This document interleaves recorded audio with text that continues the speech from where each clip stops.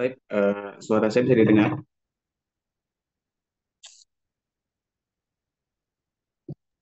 Bisa Ustadz. Baik, tenang. Eh, karena waktu kita terbatas, melihat. Baik, Bismillahirrahmanirrahim. Assalamualaikum warahmatullahi wabarakatuh. Innal hamdalillah wa syukrulillah wassalatu wassalam ala sayyidina Rasulillah wa ala alihi wa ashabihi wa mawala amma ba'd. Allahumma aftah alaina futuhal arifin bihikmatik wa ansur alaina rahmatik wa dzakirna ma nasina ya arhamar rahimin. Allahumma rzuqna fahman nabiyyin wa hifdzal mursalin wa ilhama malaikata muqarrabin. اللهم انفعنا بما علمتنا وعلمنا ما ينفعنا وارزقنا علوما تنفعنا في الدين والدنيا والآخرة. Amin, amin, Allahumma amin. Baik, sebelum itu kaif halukum, gimana keadaannya semua sehat semua?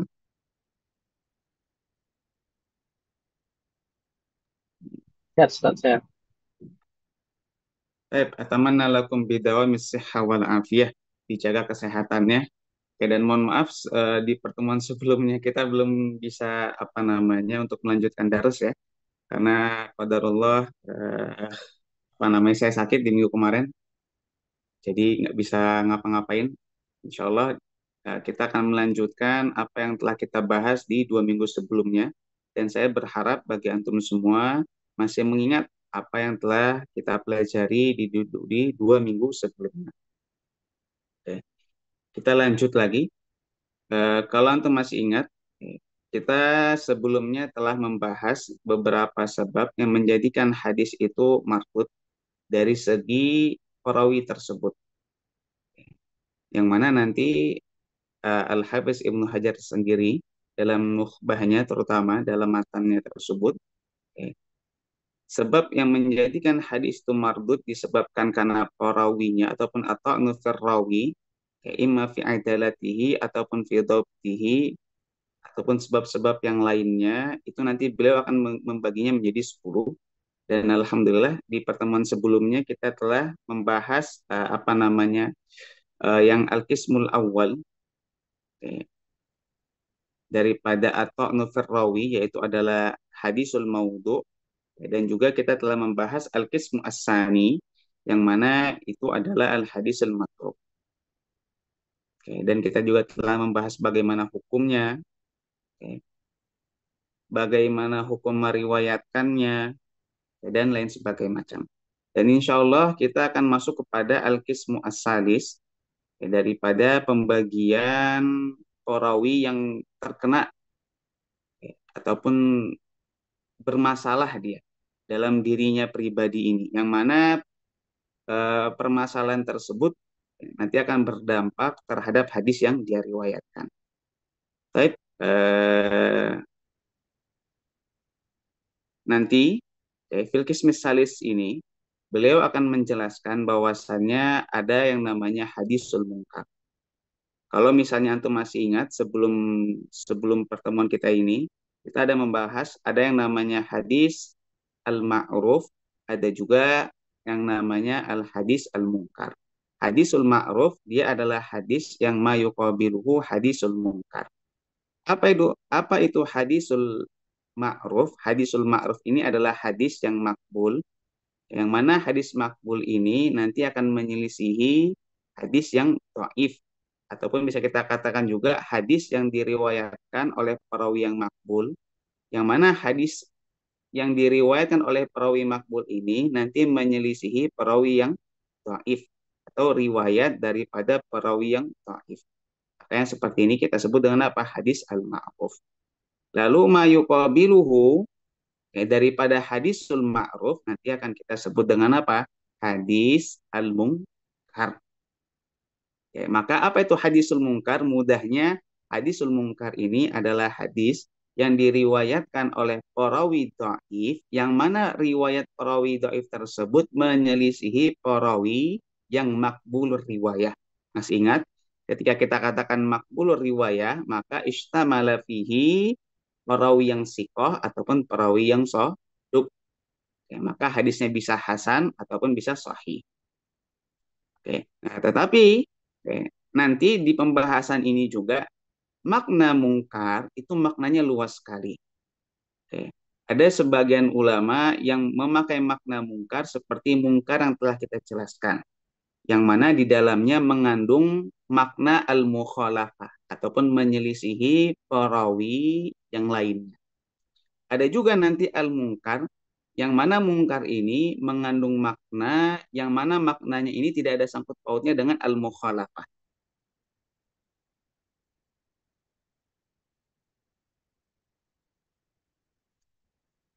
Oke, yang mana perawi ini biasanya al-mungkar yang dimakna ini biasanya dia bisa dikatakan mungkar apabila apa? Apabila perawi tersebut fahusya ghalatuhu.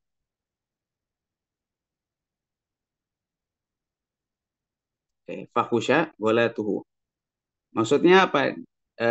Dia banyak sekali apa namanya terjadi kesalahan-kesalahan dari apa yang dia riwayatkan. Nah, maka dari ini menjadikan apa? Menjadikan hadis yang diriwayatkan menjadi hadis yang mungkar.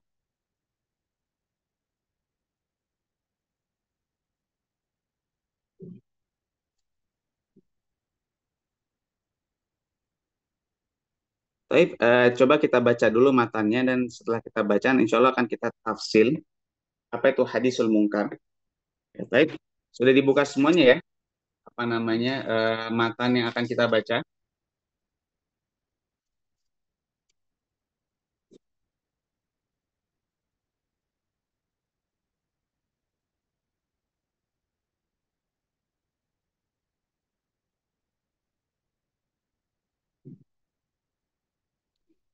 Baik, Bismillahirrahmanirrahim. Qala al-musannif rahimahumullahu taala wa nafa'ana bihi wa bi ulumihi fid dharain amin.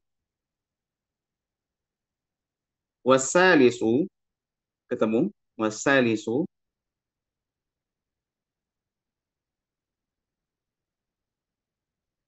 ketemu ya? Wasalisu.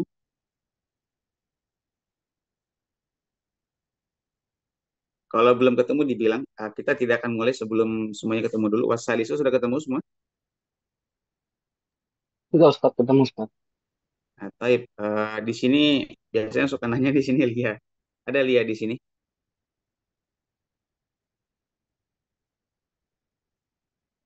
Mungkin belum hadir. Taib, taib, tamam. Taib kita baca. Wathalisu al-munkar ala ra'yin wa kadza ar-rabi wal khamis. Baik, diperhatikan. Wasalisu al-munkar. Nanti antum perhatikan urutan sebelum Al-Habis Ibnu Hajar menyebutkan kisim-kisim ataupun nama daripada urutan yang sebelumnya telah beliau sampaikan. Coba kita baca dari ulang dulu. Summa at-ta'nu. imma ayyakuna li kadzibir rawi, oke, au tuhmatihi bidzalika. Yang mana yang pertama ini adalah hadis al-maudhu, oke. Yang kedua adalah al-matruk. Nah, sedangkan yang ketiga, oke, wa fuhshi ghalatihi, ini adalah yang apa? Yang ketiga, ya, au ghaflatihi, ini adalah yang keempat, ataupun ya apa? Au fisqihi, dan ini adalah yang kelima. Yang mana tiga daripada penyakit ini ataupun masalah ini yang terdapat dalam diri seorang perawi, biasanya nanti hadisnya akan kita katakan apa? Hadis yang mungkar. Coba diperhatikan, kita kembali lagi. Wasalisu al-mungkar ala ra'yin. Maksudnya apa? Ala ra'yi. Man lam yustarat fihi al-mukhalafah. Al-mungkar ala ra'yin. Mungkar dengan pendapat, yang mana pendapatnya ini nanti apa namanya, lam yustarat fihi al mukhalafah. Nah, berarti mungkar yang mana mungkarnya itu bukan mungkar seperti yang kita jelaskan tadi, yang mana mungkar tersebut di dalamnya mengandung makna al mukhalafah. Oke. Yang mana ini juga wa kadza ar-rabi wal khamis, yang mana sebab keempat yang tadi ghaflatihi ataupun aufiskihi, ini juga nanti bisa disebut dengan apa? Hadis yang mungkar. Maka al-mungkar, bihadzal apa namanya, bihadzal makna, ataupun al-mungkar yang tadi disebutkan oleh Al-Hafiz Ibnu Hajar Al-Asqalani, paling tidak apa?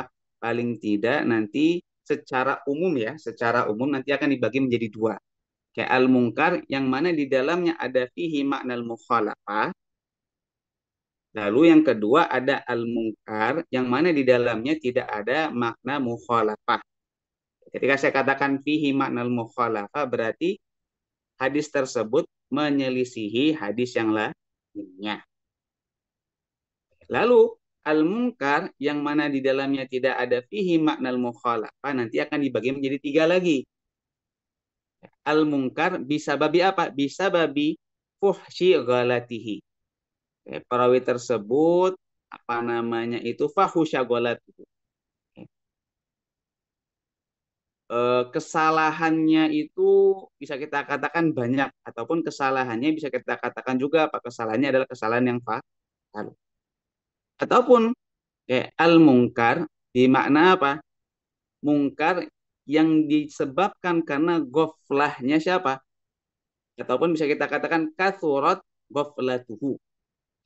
Dia sering apa? Dia sering lalai daripada meriwayatkan hadis yang dia riwayatkan. Ataupun ada juga al-mungkar yang mana nanti makna terakhir apa? Yang mana yang ketiga, yang kelima maksud saya, ya, au fiskihi, ataupun apa? Zaharat, ya, minhu al-fisq, ataupun sifat al-fisq.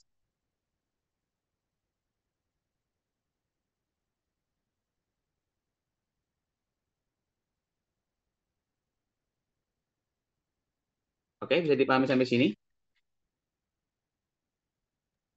Bisa Ustaz.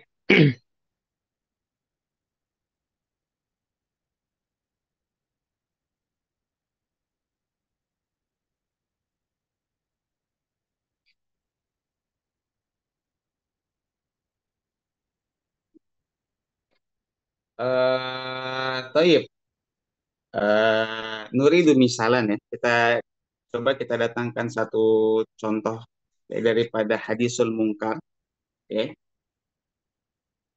Yang mana hadis mungkar ini, ya, adalah hadis mungkar yang mana di dalamnya didapatkan atau tidak didapatkan lah. Soalnya al mungkar di mana yang fihi al mukhalafat telah kita sebutkan di pertemuan sebelumnya. Ya, sebelum-sebelumnya dalam ketika membahas tentang hadisul mungkar dengan hadisul ma'ruf, maka nanti akan kita datangkan salah satu contoh hadis mungkar yang mana mungkarnya disebabkan bukan karena mukhalafah. Oke. Ini adalah hadis, misalnya contoh ada hadis yang diriwayatkan oleh Al-Imam Ibnu Abi Hatim, oke, daripada Khubaib Ibnu Habib, oke, an Ishaq an Aizar, Ibnu Khuraid an Ibni Abbas anin Nabi sallallahu alaihi wasallam qala man aqama shalah wa ata zakah wa hajjal baita wa shama wa qara ad-dhaifa dakhalal jannah. Ya. Lalu nanti Al-Imam Abu Hatim Ar-Razi, Al-Imam Abu Hatim Ar-Razi akan mengomentari hadis yang beliau riwayatkan. Apa kata beliau? Huwa mungkarun. Hadis ini adalah hadis apa? Yang mungkar. Apa sebabnya? Li'anna ghairuhu minas siqat rawahu an Abi Ishaq mauqufan wa huwa al-ma'ruf. Karena hadis ini nanti diriwayatkan daripada siapa? Daripada Abi Ishaq. Ya, jadi perawi, yang mana perawi perawi yang meriwayatkan hadis ini daripada Abi Ishaq, mereka meriwayatkannya mauqufan. Maksudnya mauqufan ini apa? Maksudnya hadis ini adalah hadis yang sanadnya berhenti di tabaqatus sahabat. Berarti yang mengatakan adalah siapa? Adalah sahabat. Maka dalam kasus ini ataupun dalam misal ini berarti yang mengatakan hadis ini bukanlah baginda Nabi. Akan tetapi siapa? Al-Imam ataupun Sayyiduna Ibnu Abbas. Ya, radhiyallahu ta'ala anhuma.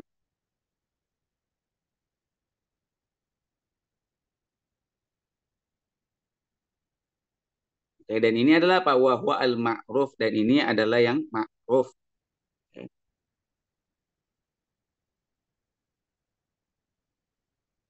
Oh, Thaib Asif. Ini adalah contoh yang di dalamnya ada mukhalafah ya. Asif, ya, Afwan. Ya, ini adalah contoh yang mana di dalamnya ditemukan apa? Al-mukhalafah. Wahwa al-ma'ruf. Nah, maka ketika dikatakan wahwa al-ma'ruf berarti hadis ataupun yang meriwayatkan hadis ini dengan sanad yang mauquf, maka ini adalah hadis yang ma'ruf. Sedangkan riwayat ini khususon yang diriwayatkan oleh Al-Imam Abu Hatim Ar-Razi ini sebagai permisalan, ini adalah apa? Riwayat yang munkar.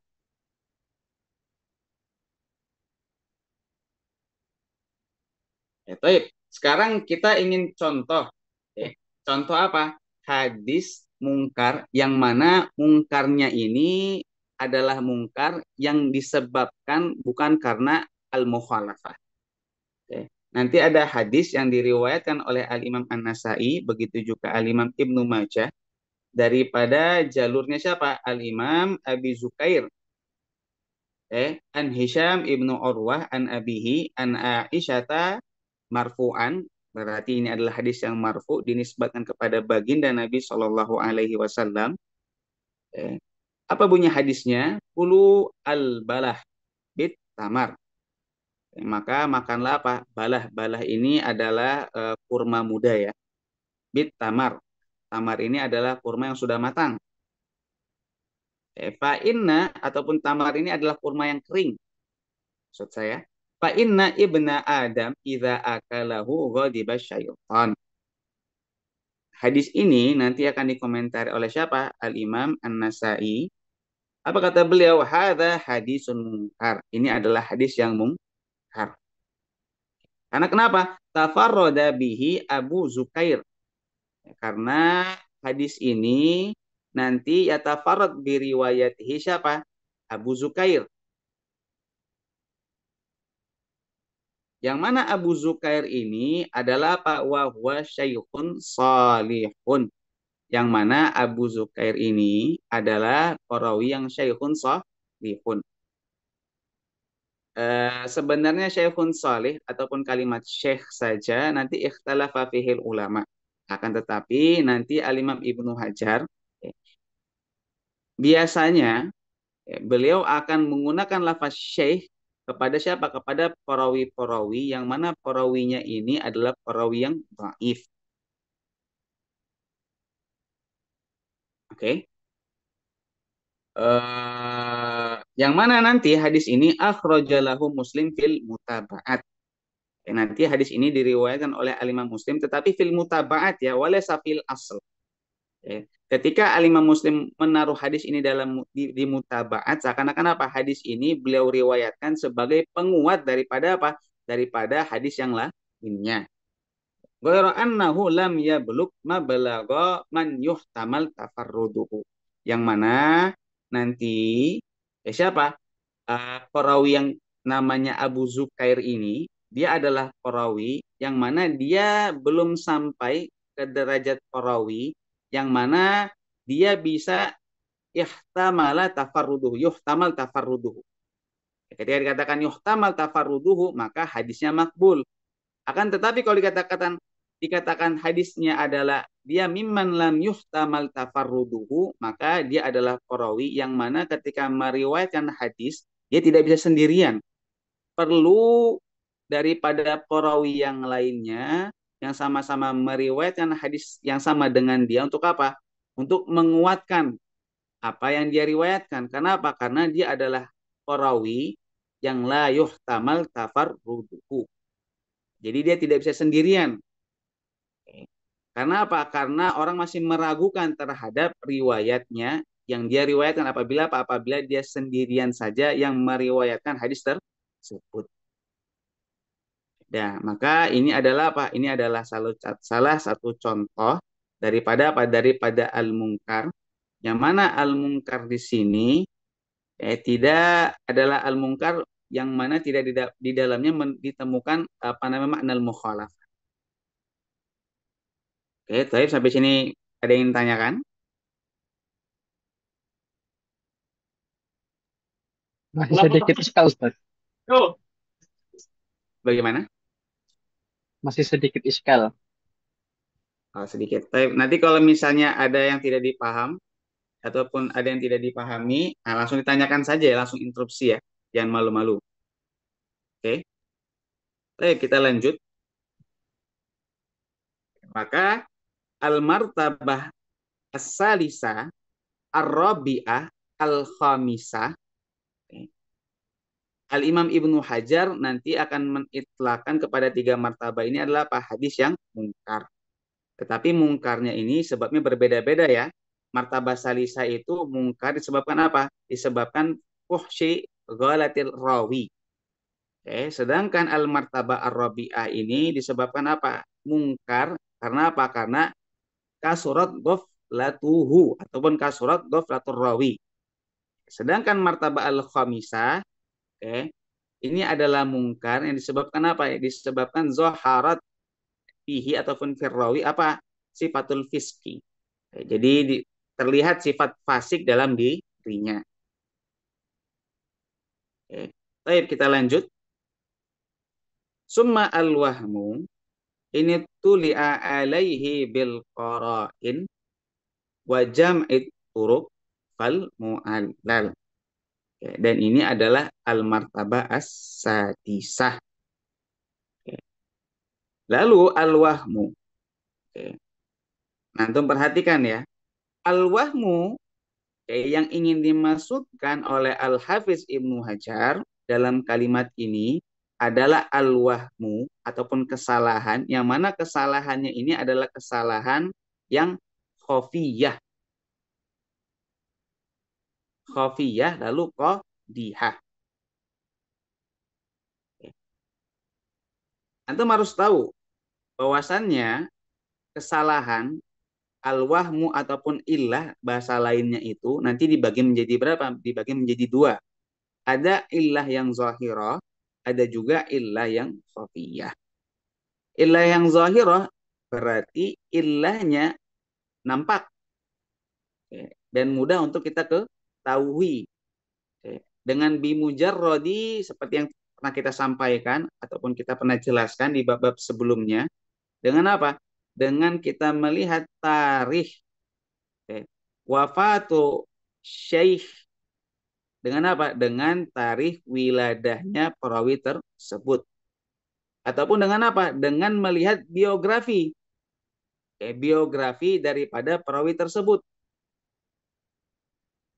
Nah, maka dengan kedua amaliyah ini, eh, insya Allah kita bisa melihat adanya illah ataupun al-wahmu, kesalahan yang zahir daripada hadis tersebut. Lalu nanti illah ataupun waham yang terjadi daripada sebuah hadis, eh, itu nanti juga ada illah yang khofiyah. Ketika dikatakan khofiyah, maka ilahnya itu tidak nampak. Dan dibutuhkan apa? Dibutuhkan an-nazar fihi wa jam'it turuk.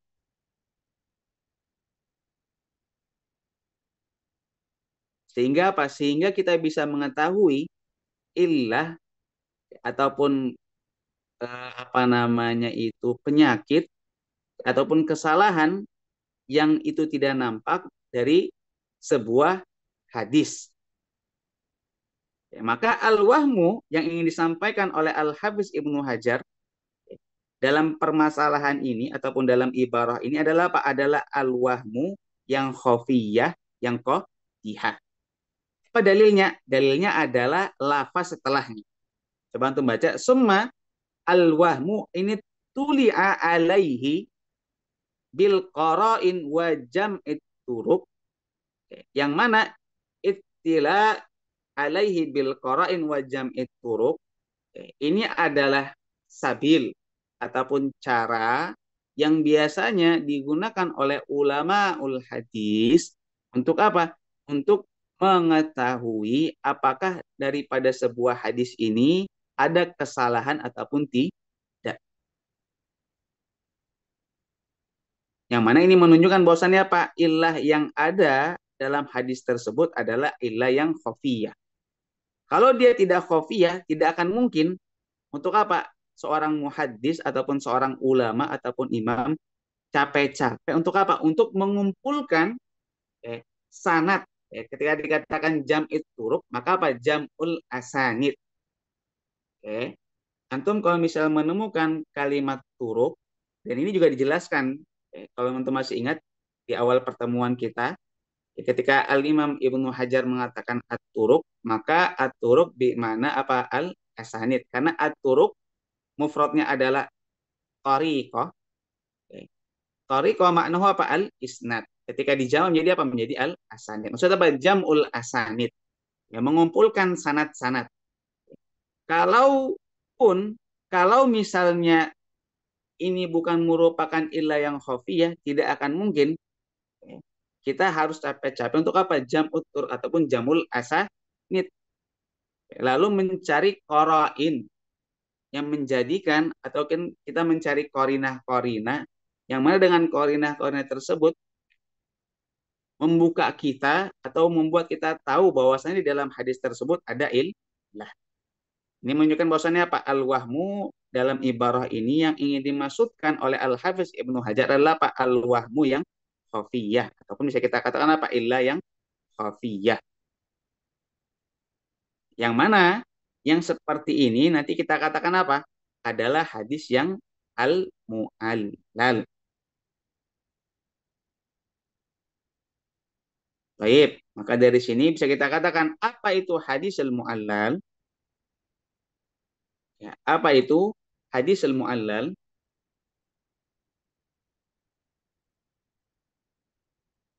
Baik, al-hadis al-mu'allal dia adalah al-hadis ya, allazi ittuli'a fihi ala illatin takdahu fi sihhatihi ma'a anna zahir as-salama min ha.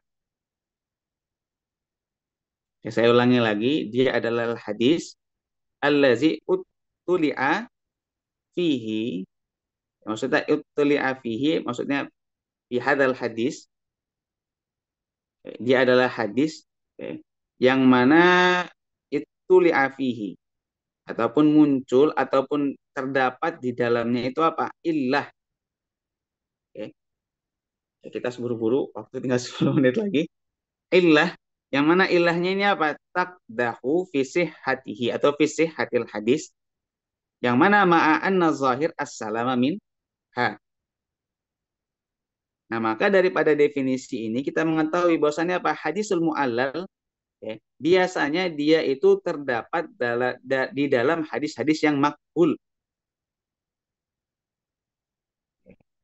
Dan dia biasanya tidak akan terjadi atau tidak akan didapatkan atau dia tidak akan didapatkan daripada hadis yang dhaif. Oke. Karena apa? Karena ilahnya khofiyah. Kalau ilahnya zahirah, otomatis dia menjadi apa? Menjadi hadis yang dhaif. Sedangkan ketika ilahnya khofiyah, berarti kalau kita lihat hadis tersebut secara apa? Secara zahirnya, maka apa?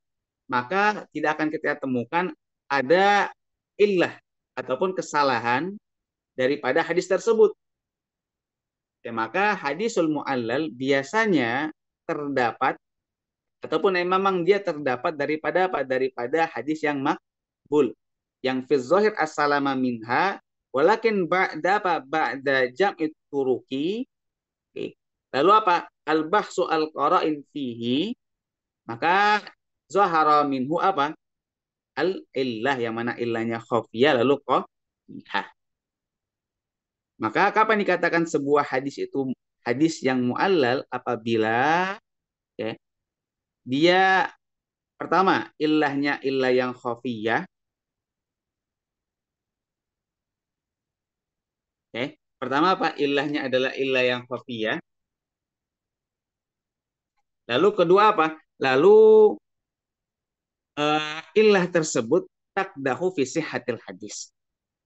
Ya, illah tersebut nanti memiliki apa? Pengaruh, yang mana pengaruh tersebut okay, bisa apa? Bisa menjadikan hadis tersebut apa namanya tidak menjadi sahih ataupun tidak menjadi makbul, yang menjadikan dia nanti menjadi apa? Hadis yang dhaif.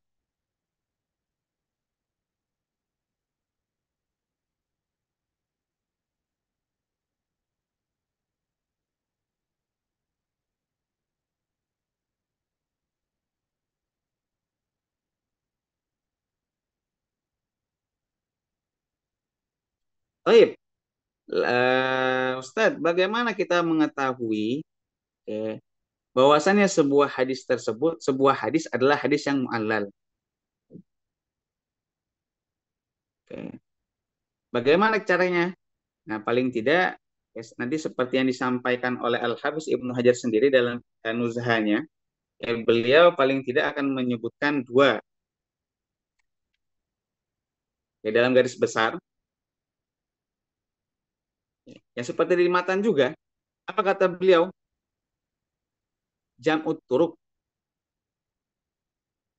Mengumpulkan apa? Mengumpulkan turuk ataupun asanid yang ada dalam apa?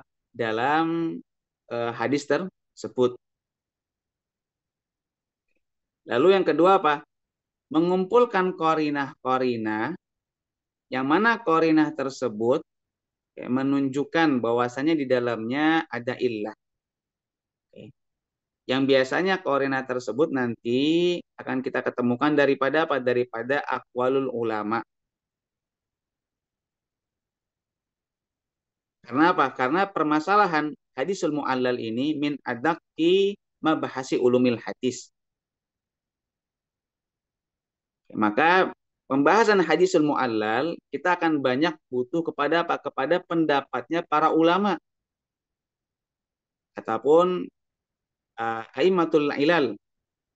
Seperti siapa? Al-Imam Ali Ibnul Madini, Syekhul Bukhari, ataupun Al-Imam Darul Qutni, ataupun Al-Imam At-Tirmizi dalam khotimahnya terhadap kitab Jami' At-Tirmizi, yang mana nanti kitab tersebut ataupun antum kalau tahu apa namanya Jami' Tirmizi atau mungkin lebih dikenal dengan Sunan At-Tirmizi, nanti kitab Sunan ini memiliki apa? Memiliki khotimah. Jadi kitab itu kan ada muqaddimahnya, ada khotimahnya. Nanti Al-Imam At-Tirmizi dalam khotimahnya, di dalam khotimah tersebut nanti beliau akan apa? Akan membahas sebagian mustalahat-mustalahat. Oke. Nah, maka nanti Al-Imam At-Tirmizi dalam kitab dalam khotimahnya yang lebih ma'ruf dikenal dengan Ilal At-Tirmizi, nanti ilal tersebut nanti akan disyarah oleh siapa? Al-Imam Ibnu Rajab Al-Hanbali. Yang mana kitab ini sangat apa namanya la yastagni anhu talibul hadis. Ya, terutama bagi yang ingin apa mendalami ilmu ilalil hadis. Ya.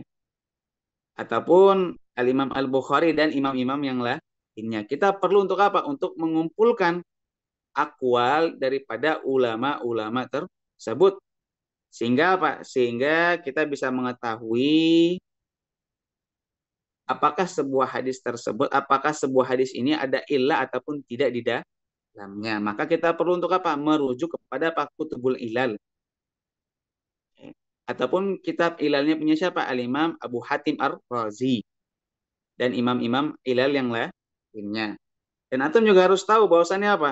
Bahwasannya tidak semua ulama dikaruniai pengetahuan terhadap ilmu ilalil hadis. Hanya sedikit sekali. Seperti imam-imam yang tadi kita jelaskan ataupun kita sebutkan. Maka dengan cara-cara seperti inilah kita bisa mengetahui bahwasannya apakah sebuah hadis ditemukan illah di dalamnya ataupun tidak. Oke. Sampai sini ada yang tanyakan?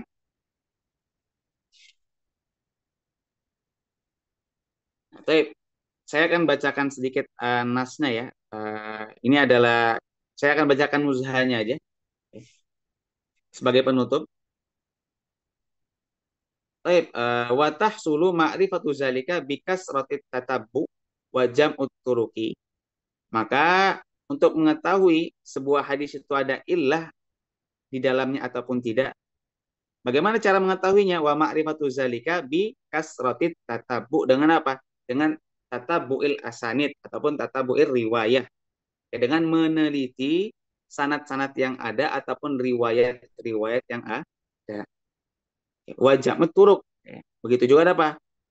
Setelah dikumpulkan, sebenarnya jam'ut turuk, lalu dia apa? Apa namanya? Tatabu fihi. Ditelaah satu per satu. Maka fahadha huwa al-mu'allal. Yang mana al-mu'allal ataupun hadis al-mu'allal, dia adalah wa huwa min akmadi anwa'i ulumil hadisi wa adaqha. Yang mana ini adalah daripada salah satu nau yang paling akmad. Yang paling apa? Yang paling gomit, yang paling sulit. Untuk apa? Untuk dipahami. Wa adaqha, dan yang paling detil dalam pembahasannya. Wala yakumu bihi illa man razaqahullahu ta'ala fahman thaqiban wa hifzan wasi'an wa ma'rifatan taman bi maratibir ruwa. Dan ini tidak bisa la yakumu bihi. Orang ini tidak akan tahu ataupun ya dalam permasalahan ini kecuali siapa? Kecuali illa man razaqallahu ta'ala. Seakan-akan apa? Beliau ingin memberitahu kepada kita hanya sedikit saja yang apa namanya Allah beri rezeki seperti ini. Yang mana Allah beri rezeki berupa apa? Berupa pemahaman yang kuat ataupun hafalan yang luas ataupun pengetahuan terhadap apa? Terhadap maratibur ruwah. Begitu juga apa? Malakah qawiyah bil asanid wal mutun. Jadi memiliki apa? Malakah. Ketika dikatakan malakah ini dia adalah sesuatu yang rasikhah. Tertanam dalam diri seorang ulama, yang mana malakah ini berupa apa? Berupa pengetahuan dia terhadap asanid, sanad-sanad ataupun matan-matan hadis. Walihada, maka dari ini lam yatakallam fihi, dalam permasalahan ilal, terutama ilalil hadis, illal qalil, kecuali sedikit daripada apa? Daripada ulama min ahli hadza sya'ni. Maksudnya apa? Adalah ahlul hadis. Seperti Ka'ali Ibnul Madini, wa Syekhul Bukhari, beliau adalah gurunya Al-Imam Al-Bukhari, wa Ahmad Ibnu Hanbal,